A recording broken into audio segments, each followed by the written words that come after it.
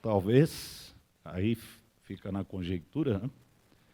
Se ele conhecesse e cantasse esses dois hinos, a história dele teria sido diferente. Há pouco tempo, o pastor Israel trouxe uma mensagem em Jonas capítulo 1, e à época eu até comentei com ele, falei, pastor, eu havia escolhido o livro de Jonas para a gente trabalhar às quartas-feiras de março. Então vai mais um pouco de Jonas aí para a gente. Vamos abrir lá então no profeta Jonas, capítulo 1. A gente vai ler até o versículo 9. Jonas, capítulo 1, até o versículo 9.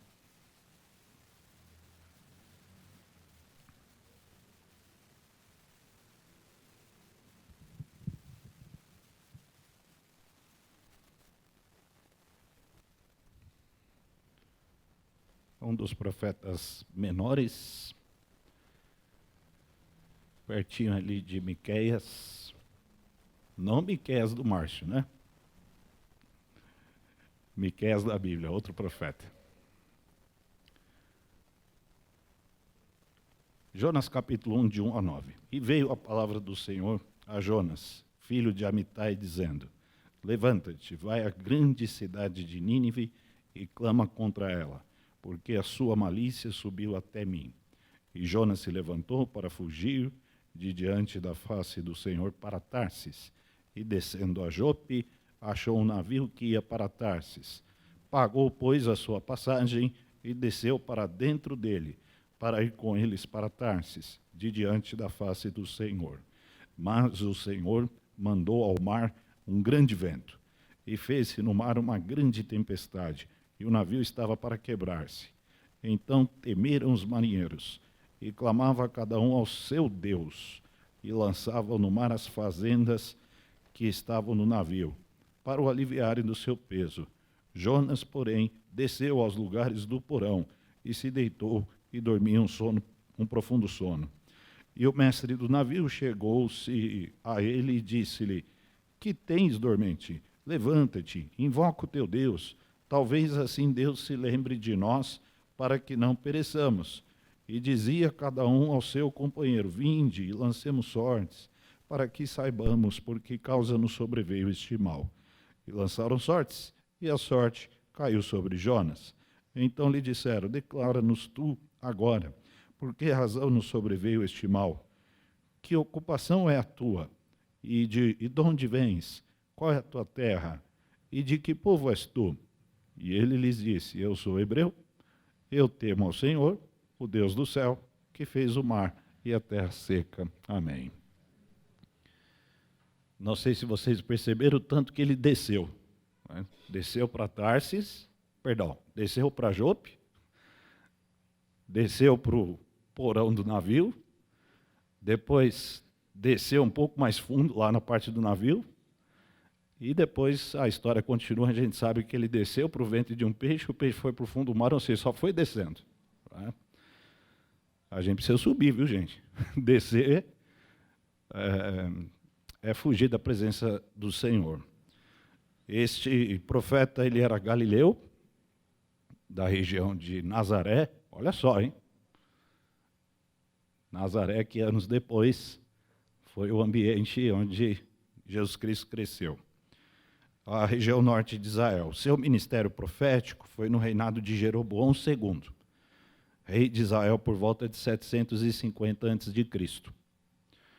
O reino do norte, portanto, já estava há pouco tempo de ser conquistado pela Síria e sofrer o exílio. Isso aconteceu em 720 aproximadamente. Então Jonas, seu ministério foi um pouco antes da queda do reino do norte, da queda de Israel. O ambiente não estava nada bem. Então o humor de Jonas não era lá essas coisas, porque realmente o declínio espiritual de Israel já era uma coisa gritante e o juízo estava por vir. Mas o juízo não seria na época de Jonas, seria um pouco depois. Embora ele tenha servido em Israel, este livro relata a sua atuação numa terra estrangeira. Qual o nome da terra?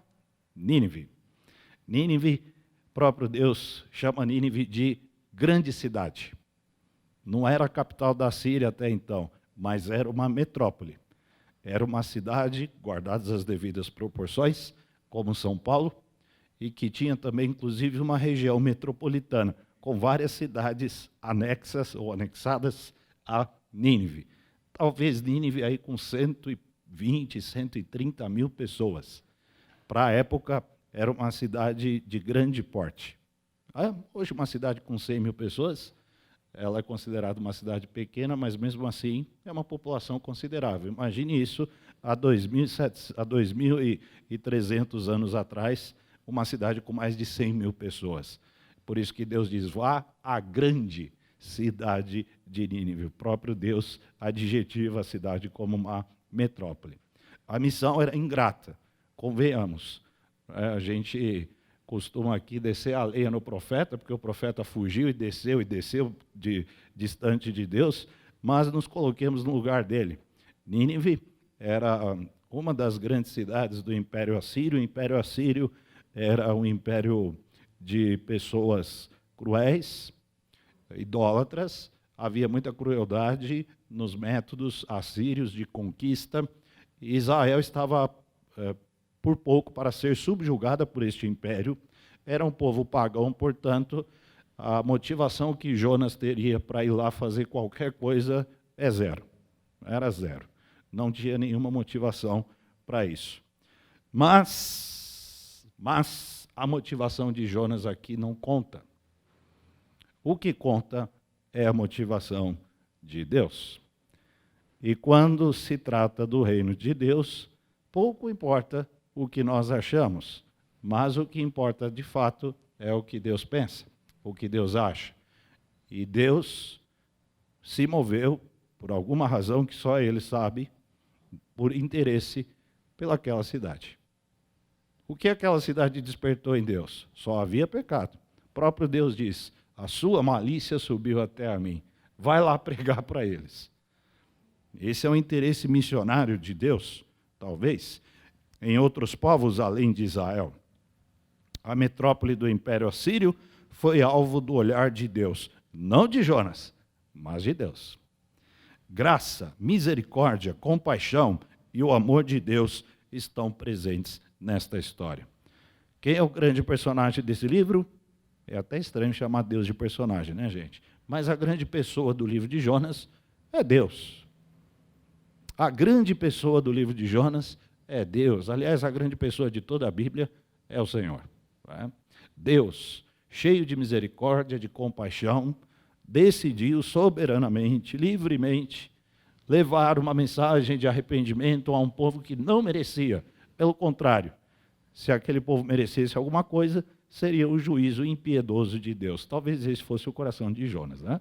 Talvez esse fosse o coração de cada um de nós se lá estivéssemos. Pregar para os inimigos não tem o menor cabimento, não tem lógica esse tipo de coisa. O versículo 1 é um versículo sintomático aí que nós precisamos tratá-lo com toda a atenção.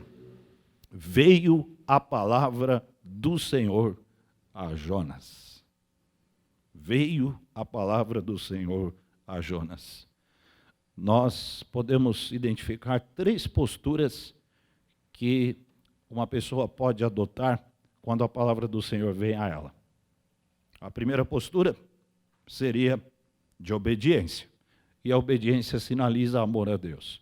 Então a palavra de Deus veio a nós, e nós, em amor, obedecemos a esta palavra. A segunda postura, indiferença. Então a palavra de Deus vem e a pessoa se torna indiferente ou insensível, né? Talvez seja uma outra palavra mais cabível aqui. Isso demonstra um sinal de incredulidade.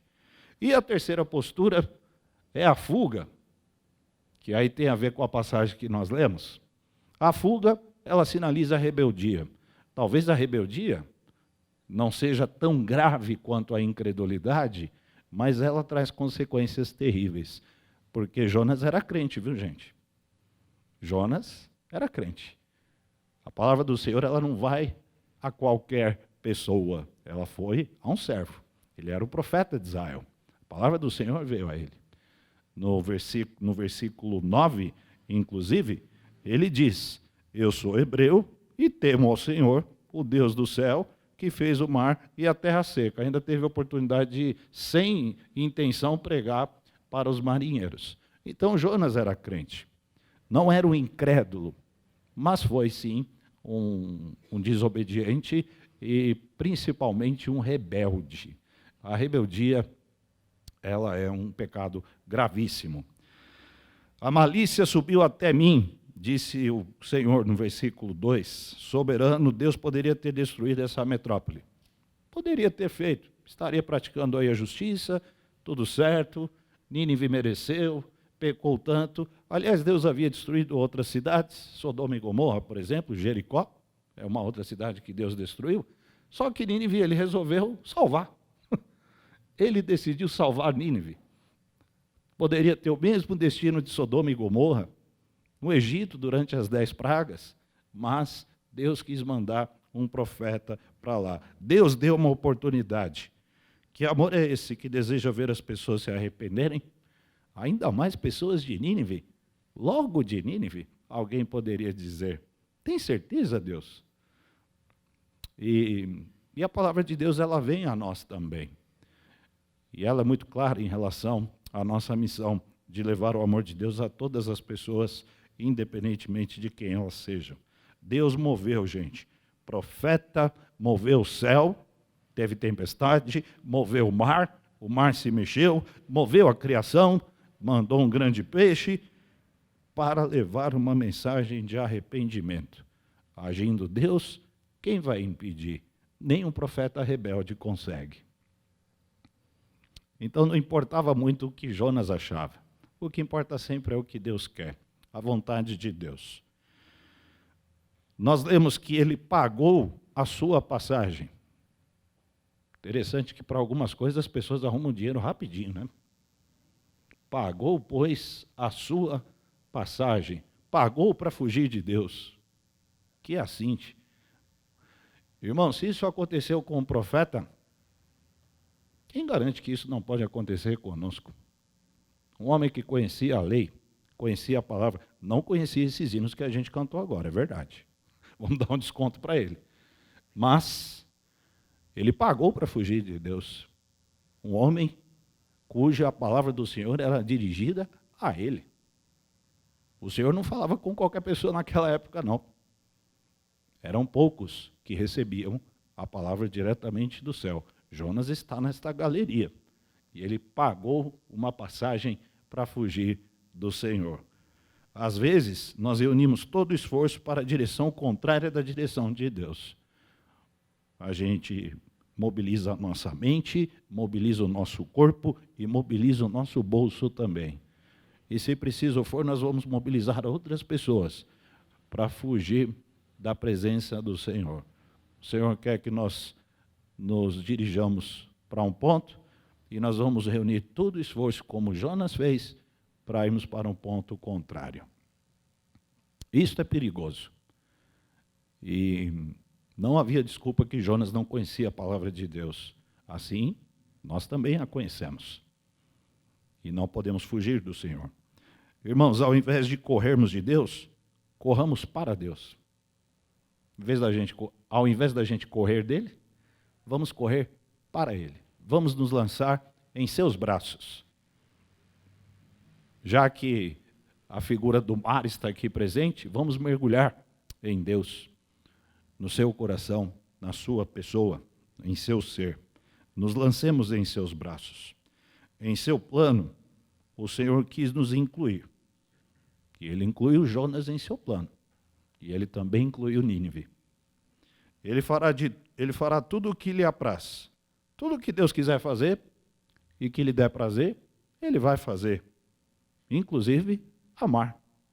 Deus quis amar aquela cidade de forma graciosa, misericordiosa.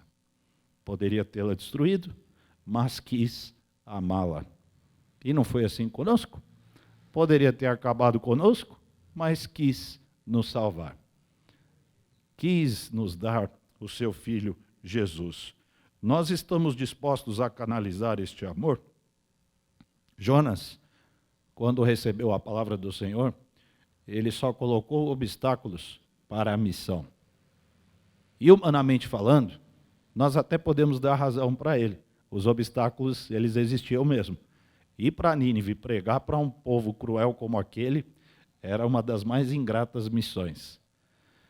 Mas todos nós, em alguma medida, tínhamos um pouco de Nínive dentro da gente. E alguém pregou o evangelho para a gente.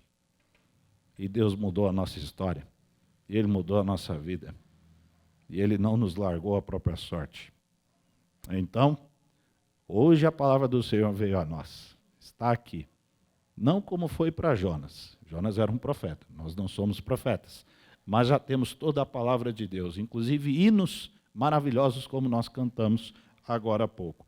Nós estamos dispostos a canalizar o amor de Deus. A palavra veio a nós, o que faremos? A rebeldia de Jonas, irmãos, ela foi assustadora. 3 posturas quando vem a palavra de Deus: obediência, indiferença e rebeldia. Jonas escolheu a rebeldia. Não obedeceu, não creu que Deus poderia salvar aquela cidade. Dê uma olhada, por gentileza, no versículo 12, para ver o grau da rebeldia do profeta. O versículo 12 diz assim: e ele lhes disse: levantai-me, isso aqui é Jonas falando, e lançai-me ao mar, e o mar se aquietará, porque eu sei que por minha causa vos sobreveio esta grande tempestade. Irmãos, nós temos aqui uma confissão de fundo do poço, de uma forma incrível. Ao longo de todo o capítulo 1, não se ouviu uma oração de Jonas. Ele não fez uma oração sequer. Ele sabia que Deus estava na captura dele. Ele sabia que aquelas pessoas que estavam com ele corriam risco de perder a vida. E ele em nenhum momento clamou a Deus, pediu misericórdia. Olha só, mas que coisa, um profeta. Como nós precisamos vigiar o nosso relacionamento com Deus, né, gente? Porque profeta que não ora, profeta que não clama, ele vai fazer uma oração depois lá de dentro do ventre do peixe, mas isso é lá para frente. Mas até aqui, nenhuma oração registrada, nenhum sinal de arrependimento, nenhum pedido de perdão. Pelo contrário, ele confessou a sua própria derrota, dizendo: o problema sou eu, me joga no mar. Não há sinais que Deus havia revelado para ele que um grande peixe o engoliria e ele permaneceria vivo. Talvez ele estivesse ali querendo dar cabo à sua própria vida. A tempestade era incontrolável. Era perigosa, tanto é que as pessoas estavam jogando os alimentos para fora. E como uma pessoa se distancia de Deus tão facilmente? É tão rápido. No momento ele era um profeta em Israel, tudo bem, Israel estava num declínio espiritual terrível, 30 anos depois seria tomada pelo Império Assírio como juízo. Mas ele era um profeta de Deus. E de repente, a história toma uma proporção e ele se distancia de Deus de uma tal forma que ele não consegue nem sequer fazer uma oração. Pelo menos até esse ponto da história. Nem uma oração. Nem uma oração. Ele aceita a derrota, aceita a sua rebeldia e diz: eu sou rebelde, me joguem ao mar, o problema sou eu. Irmãos, Deus é maior que a nossa rebeldia, maior que os nossos problemas, maior que as nossas derrotas. Não desistamos de buscar o Senhor, não percamos a confiança em Deus, mas também não sejamos ingênuos. Para se distanciar de Deus é algo muito fácil, a natureza humana é terrível. Uma pessoa tão próxima de Deus, de repente, ela desce às profundezas e vira as costas para Deus de uma forma tão assintosa. Aconteceu com o profeta, pode acontecer conosco, que Deus nos guarde, que Deus tenha misericórdia, que a gente se apegue ao trono da graça de Deus para que uma coisa terrível dessa não aconteça conosco. Ser rebelde a ponto de dizer de si mesmo: eu sou o problema, pode acabar comigo. Sendo que havia o Deus Todo-Poderoso para buscar uma solução. Não fez. Nem orar ele quis, nenhuma oração foi feita. Jesus nos envia. Jesus nos envia. Nós temos a palavra e nós cremos no mesmo Deus de Jonas. Aliás, Jonas que foi citado por Jesus, né? Jesus assinou embaixo a história de Jonas. Graças a Deus. Falando sobre o tempo em que ele passaria no sepulcro e de lá sairia triunfante, ressurreto, para a glória de Deus e para a nossa esperança. A disposição de amar continua em Deus, viu, gente? Esse Deus que amou Nínive, sabe Deus por quê? Porque Nínive não tinha nenhum motivo para ser amada. O próprio Deus diz, a sua malícia subiu até a mim. Então a situação era tão degradante que Deus quis amar aquele povo e quis salvar. E a gente sabe a história, e salvou. Se bem que mais para frente Nínive também foi destruída, viu, gente? Aí a história mudou, mas nós não vamos entrar nesse detalhe agora. Nós somos os embaixadores de Jesus. Deus quis salvar Nínive, nada e ninguém puderam impedi-lo. Deus é amor. Não é isso que a palavra diz? Porque Deus é amor. E em Jesus a gente tem a máxima expressão desse amor. Nós não podemos ser pedra de tropeço no reino de Deus. Jonas, ele quis na rebeldia dele impedir Deus de agir. E a palavra diz, agindo Deus, ou Deus dizendo de si mesmo, agindo eu, quem impedirá? Que Deus nos abençoe.